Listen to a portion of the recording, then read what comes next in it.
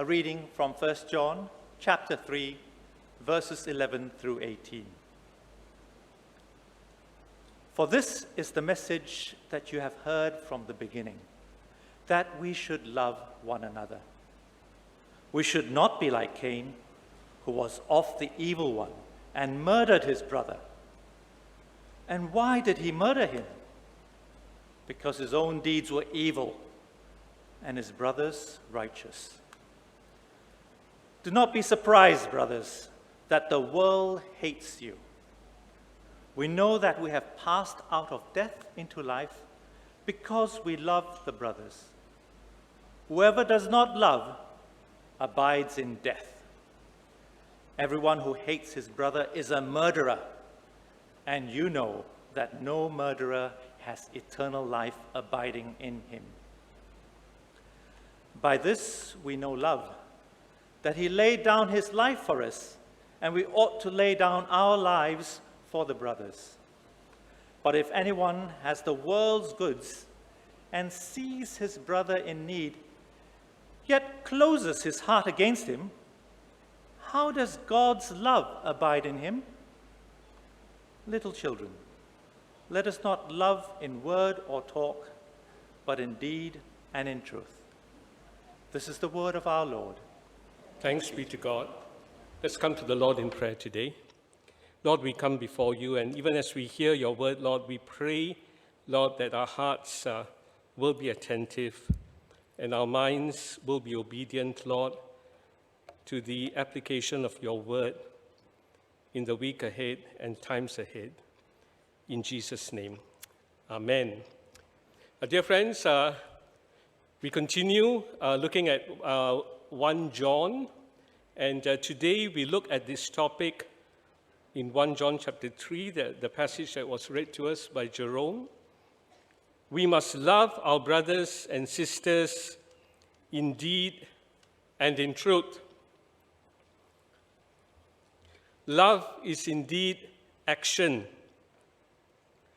Dr. Jim Burns from the USA, under Home Word Ministries, was once being interviewed by H.B. London Jr. And Jim Burns is an expert in youth ministry. And he was relating to H.B. London about the story of a pastor and his son. And the pastor's son, being grown up in a pastor's home, had come to a point in his life where God was not meaningful any longer, and he had strayed away from the faith. And so what happens is that the pastor decided that he will do two things, and they had to do with basketball. How many of you are interested in basketball? Put up your hands. Not many. If I say badminton or soccer, I'm sure more people will raise your hands. Right. So what this pastor did, and this is in the USA, is that he bought season's tickets. Now, this is quite expensive because you're buying tickets for the whole season for the team that you're supporting. And so he took his son every week to the basketball arena to watch the matches. And every day when he came back from work, he used to play one-on-one basketball with his son. Now, the pastor refused to talk about God and refused to talk about the Bible. His only focus was spending time with the son, either watching basketball matches or playing one-on-one basketball with him. Several months passed by, and one day the son talked to the dad and said, "Dad, I want to talk to you about God." And to cut the long story short, that was a moment where the son realized that he needed to come back to God. And all this happened because the pastor realized that the best way to connect with the son was to love him and spend time with him and do things that the son really enjoys. During the premarital counseling times that I have with those who are intending to get married, I usually slip in a few questions. And the questions I slip in is like this. After marriage, How much time will you spend with each other? We all know that living in the Klang Valley is very challenging. We come back home late from work. And so I do ask them, by what time would you come back from work? What are your dinner plans? And one very, very important question. When you come back home, does your boss still WhatsApp you or call you on the phone? Okay? And I also want one party to communicate with the other side so that they will understand how much time they actually have. And some of them are very honest and they say, you know, weekdays is very, very hard. Probably by the time we come back, have a meal and shower is probably about 10 o'clock at night. But then we do have the weekends. And it is important because when people are getting married, they need to spend time with one another. They need to establish their relationship as husband and wife. And again, love is action. No point the guy telling the girl or vice versa, you know, I love you so much, but then you're at the beck and call of your boss, and your boss can even disturb you late at night through WhatsApp or phone calls. Let's look at the introduction. We recap a little bit from what we did last week. The true test of whether we are children of God is that test of faith. And it involves three areas. Number one, righteousness. Number two, love. And number three, truth. Last week, we looked at the area of pursuing righteousness. Today, we look at the area of love. In 1 John chapter 3, verse 1, the Bible says, "Behold what manner of love the Father has lavished upon us, that we are now the children of God. But as God's children, we must act as God's children." And that is why John puts these three tests before us: the test of righteousness, the test of love, and the test of truth. Now, can anyone tell me what happened last Monday in England? Anyone can tell me? Yeah, we witnessed the funeral service of the late Queen Elizabeth II. And with this also involved the funeral procession going on to the service of committal.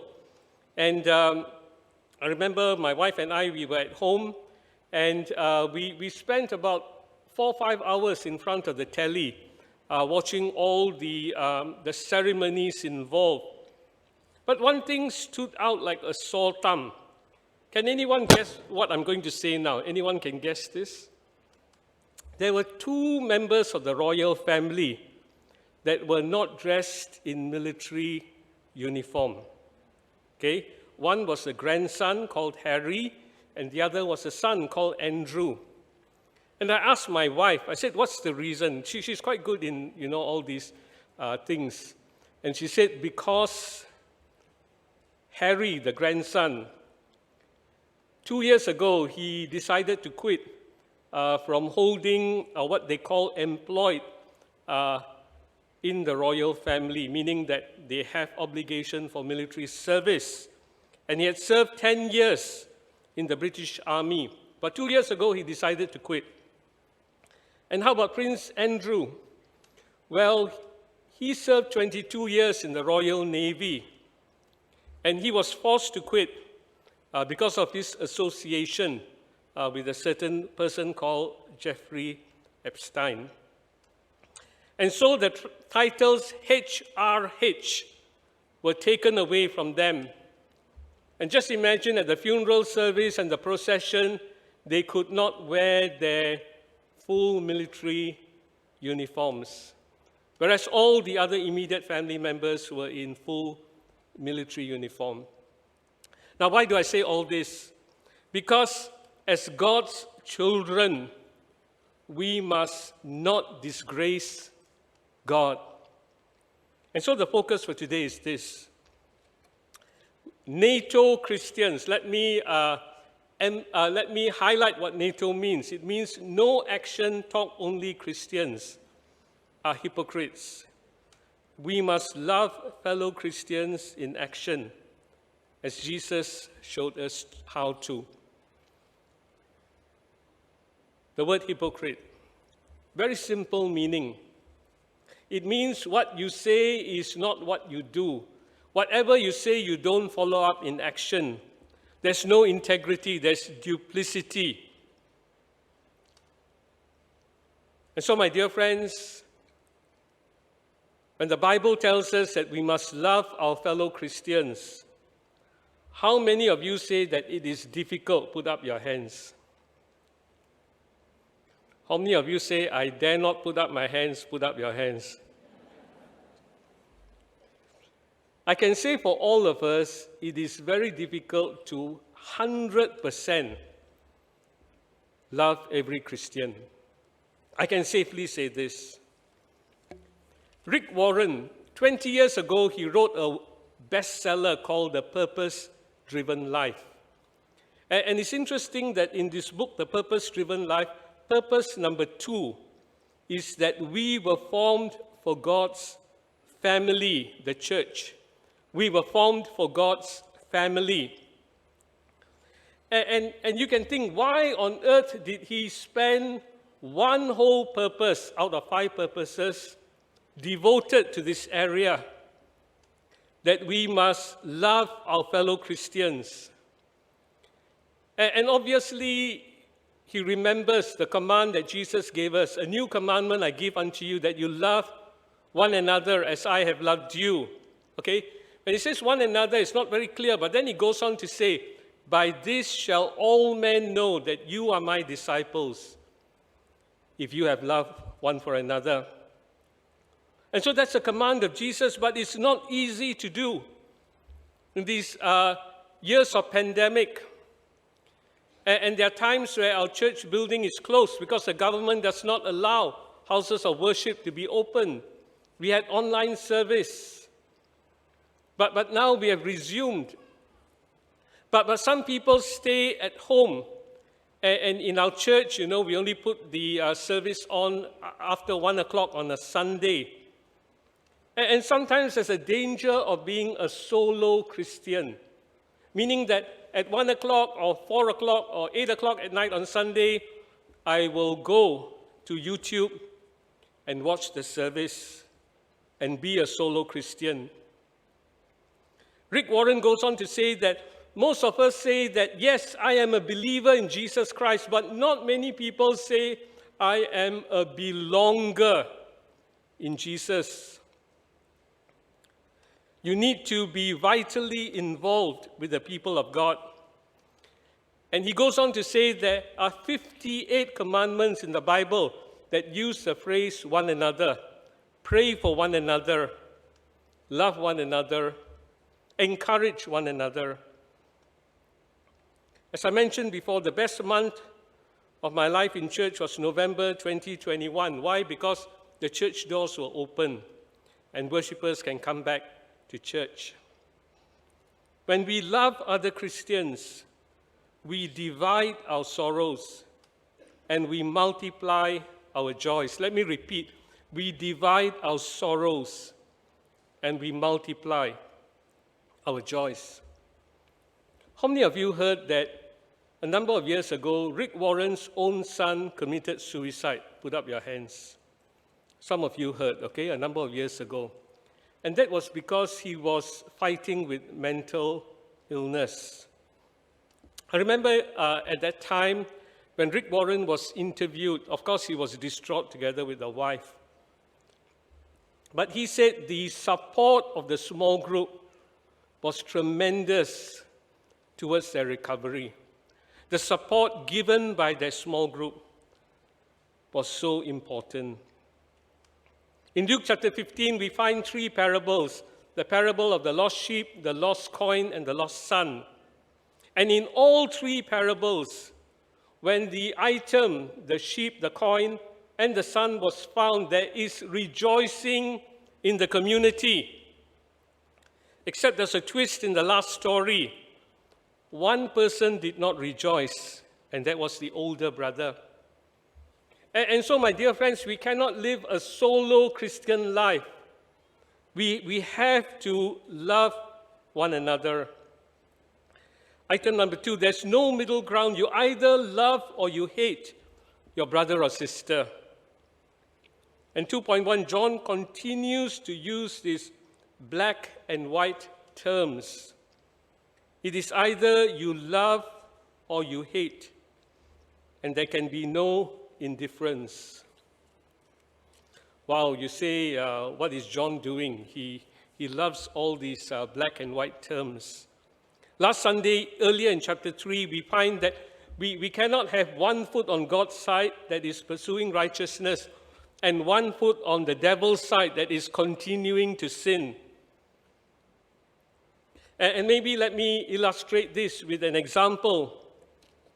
You cannot tell your wife, you're the only woman in my life, you're the only one, that I love, that I can be intimate, sexually intimate with, until death do us part.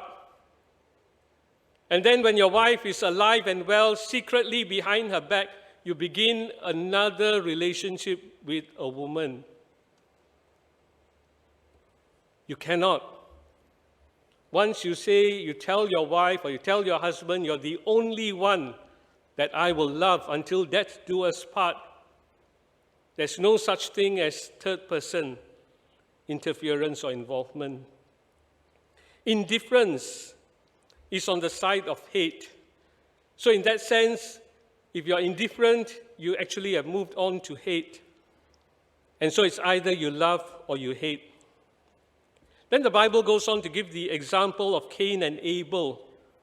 In Genesis 4, we read the story. And Cain's deeds were evil, whereas Abel's deeds were righteous. Now it's interesting in this passage, the name Abel is not mentioned. Okay? And some commentators say that perhaps John was making a case for the anonymous Christian brother or sister, that we need to love them as long as they belong to the family of God. And if you go back to Genesis chapter 4, we find that God was speaking to Cain. And first of all, God found Abel's offering acceptable, but not Cain's. And Abel brought his firstborn of his flock together with the fat portions, whereas Cain brought the fruit of the ground.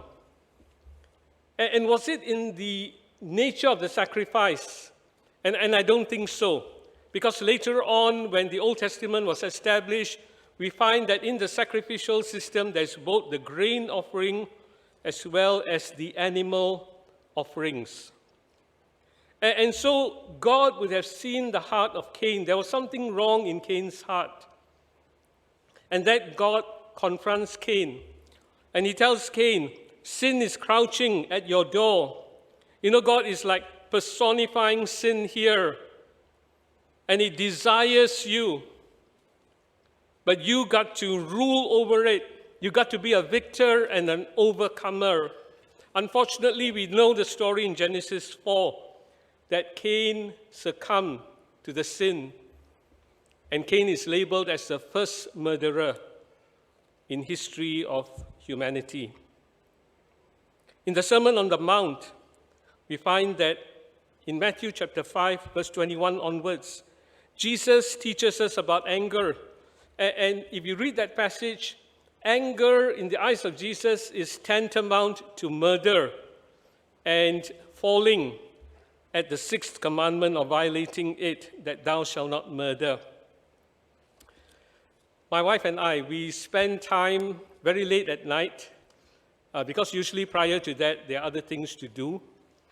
And we watch this series on TV called Law and Order, Special Victims Unit. How many of you have seen this picture on TV, okay? We like it very much. In fact, it has run for 24 seasons in USA. They just started season 24. I was very curious to find out, is this the longest running series of a scripted series? So I went and did a Google search, and lo and behold, it is not. Anyone knows what is the longest one? It is called The Simpsons. Okay? So this is number 2. And if you follow an episode, usually it's Somebody gets murdered, usually, not all the time. And then you wonder who the murderer is. And towards the end of the show, you will know who the murderer is. But sometimes this sweet, innocent-looking lady, she's a murderer. If you look at her, you will never think she's a murderer. But it turned out that she's a murderer. Why? Because of anger, because of jealousy that translated into murder. The motive always is very important, the motive of anger and jealousy. The Bible links hatred to Satan very subtly. Okay? Our verses in Scripture today, we have passed out of death into life. Whosoever does not love abides in death, in verse 14. And everyone who hates his brother is a murderer, verse 15. John uses very strong language. Passed out. Literally in the New Testament Greek, it says, move from one place to another place. Meaning like when Jesus was in the tomb, and then he rose again, he moved out of the tomb, and then was alive in Jerusalem, Galilee, and then ascended to heaven. Abides in death. Wow. Contrast this to chapter 3, verse 6. No one who abides in God keeps on sinning.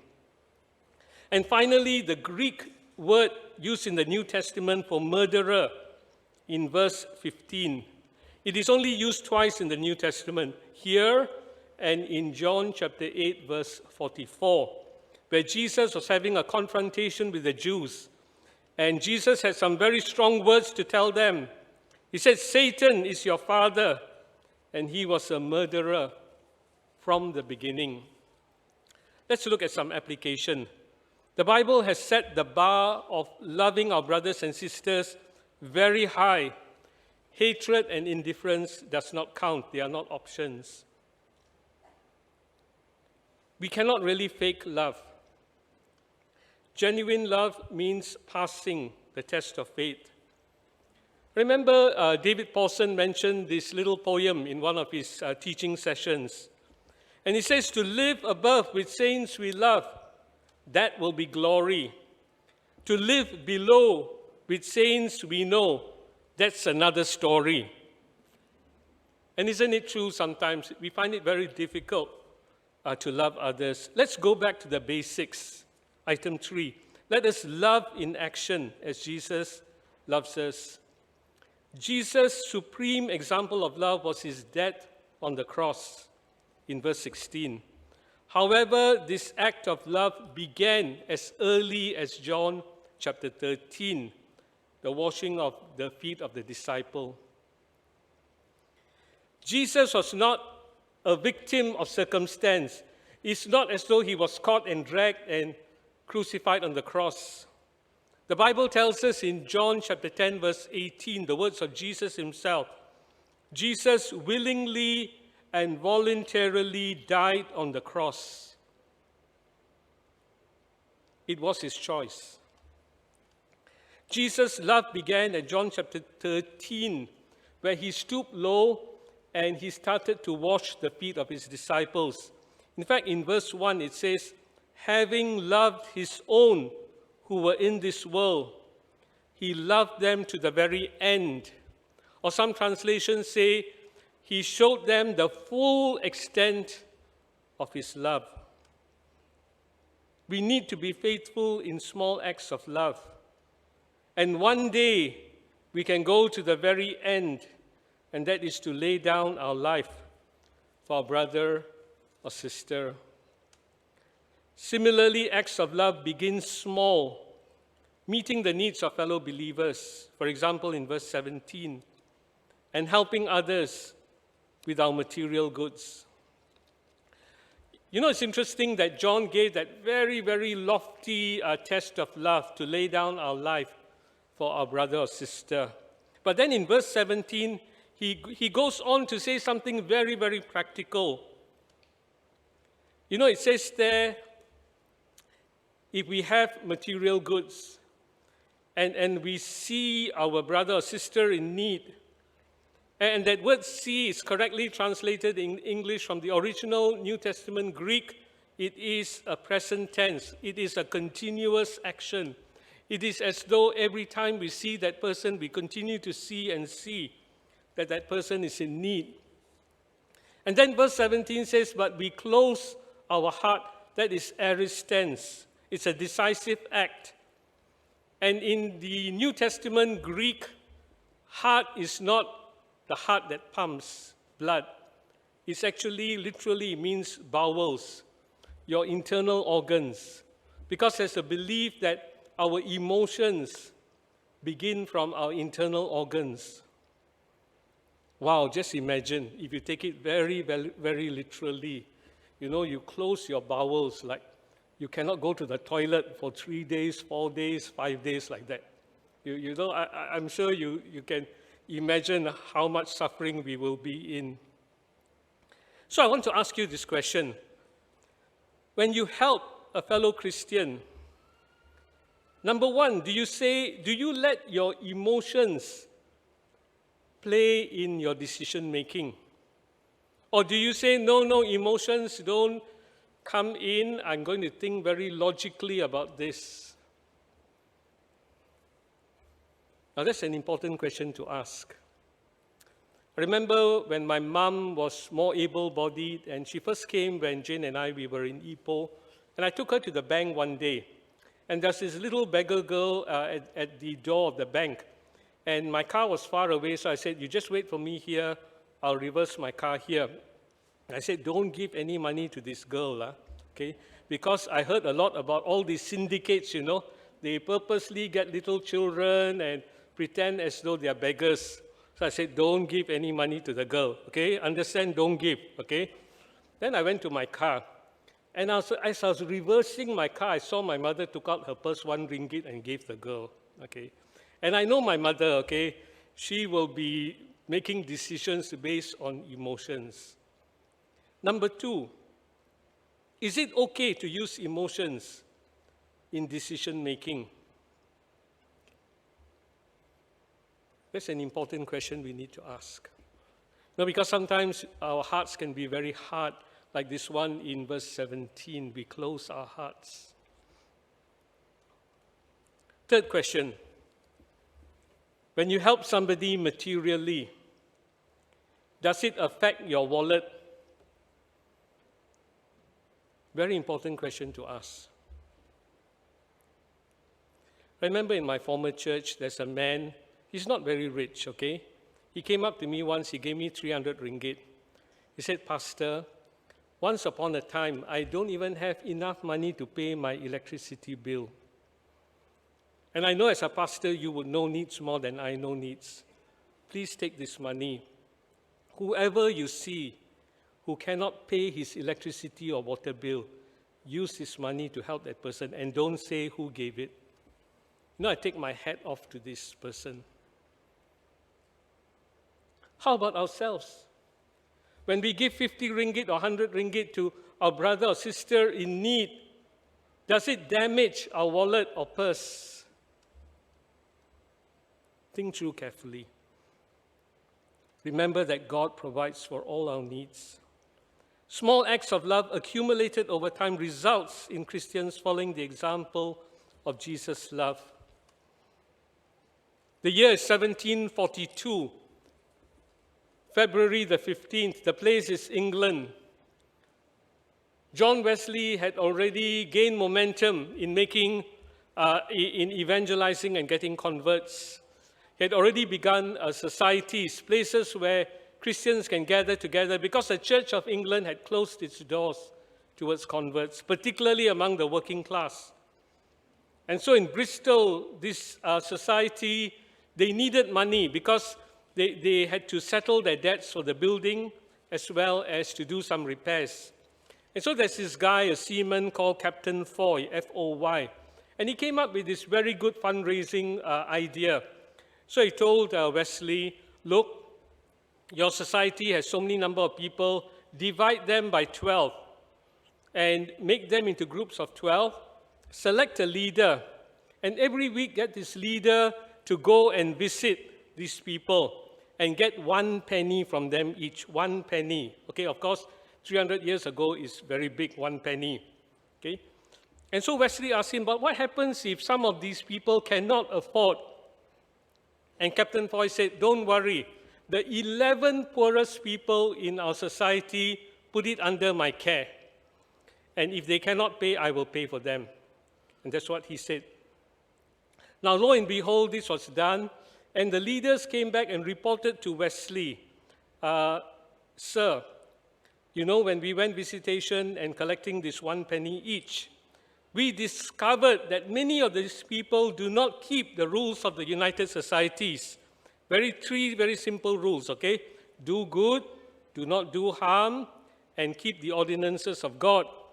Number 1 and 2, no problem. Number 3 got problem, okay? Lord's Supper, public worship, reading of the Bible, etc. And so Wesley's heart was touched. And he said, okay, we're going to shift priority. Now you all are class leaders. When you go and visit and see these people, minister to them, minister to their spiritual welfare. And slowly that was the start of class meetings, that not only that he visited these 12 people, but they got them together to form like small groups. Is it important? Yes. The Bible tells us in Galatians 6:2, bear one another's burdens. Spur one another to love and good works. Hebrews chapter 10, verses 24 and 25. And so the question that Wesley posed to these class meetings, how does your soul prosper? And that became very strong discipleship groups. Let me end with just one area of practical application, and that is the area of pride. Pride that hinders love for others. C.S. Lewis, around 100 years ago, wrote the Screwtape Letters. They were 31 letters from a fictitious senior demon called Screwtape to his nephew, the junior demon called Wormwood. And in it, he gives tactics about how to tempt Christians. When the chips are down, and I say this from my own experiences, when the chips are down, people don't regard their pastor very much. And at that time, the pastor must eat humble pie, okay? And that, in a sense, that's good because it makes a pastor humble. But on the other hand of the scale, when people think very highly of the pastor, that there is a temptation for the ego to get inflated, and then pride takes over. I had this book on my desk for at least 3-4 months, okay? And it's a book written by Bishop Emeritus Hua Yong last year, very new book. And the title is Leadership or Servanthood, Walking in the Steps of Jesus. And that's the cover of the book up there on the screen. Bishop Hua Yong is a retired Methodist bishop. He looks very young, okay? But actually, he's more than 70 years old. And he has observed trends in the church. And what was closest in his heart when he observed trends both locally and internationally is this. He said too much emphasis on leadership in church is borrowed from secular models. Hence, we need to go back to the Bible to study servanthood. True servanthood or true spiritual leadership is a result of learning and applying servanthood and submission. Now, all this is still not on the PowerPoint yet, okay? Bishop Hua Yong has seen many things in leaders in many churches.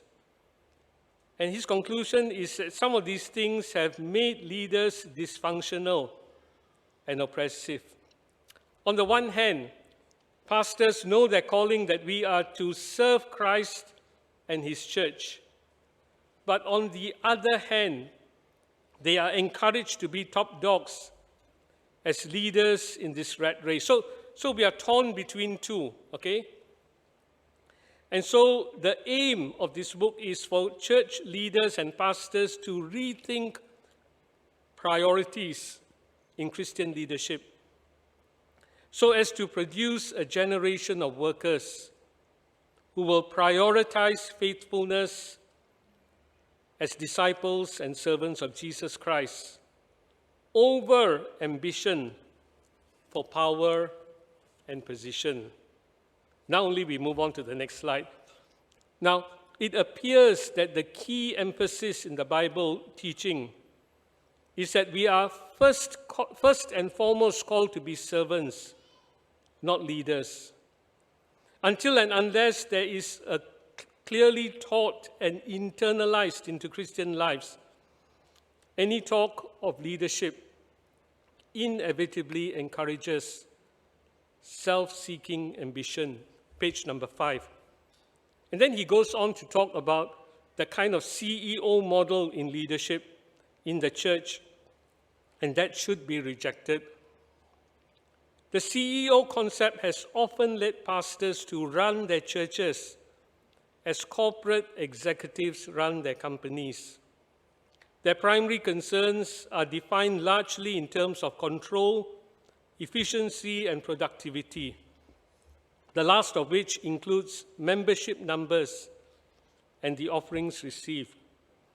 Often pastors end up more and more authoritarian in their leadership style, page 25. And finally, further, in some such churches, there's little place for the weak and wounded because they do not contribute to efficiency and productivity. Unproductive workers are often fired unceremoniously without serious efforts to nurture them for greater usefulness. Again, page 25. And so even as I end, I just want to put these thoughts on the screen, and then I want to pray for all of us.